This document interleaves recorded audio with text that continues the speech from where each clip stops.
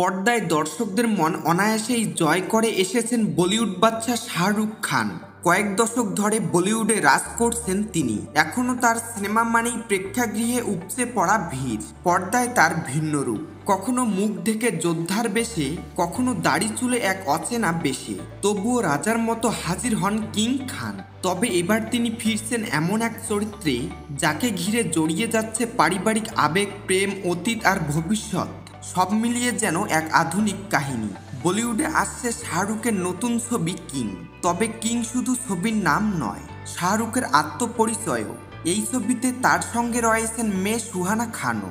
আর ঠিক এখানেই বদলাচ্ছে দৃশ্যপট। প্রথমে শোনা যায় ছবিটি পরিচালনা করছেন সুজয় ঘোষ, কিন্তু ক্যামেরার পেছনে থাকবেন পাঠান খ্যাত পরিচালক সিদ্ধার্থ আনন্দ। বলা বাহুল্য, শুধু পর্দার মধ্যে নয়, পর্দার বাইরেও লড়াই চলবে। আর ঠিক সেই ময়দানেই নামছেন দীপিকা পাডুকোন। শোনা যাচ্ছে কিংয়ে দীপিকাকে দেখা যাবে শাহরুখের প্রাক্তন প্রেমিকা ও সুহানার মায়ের ভূমিকায়।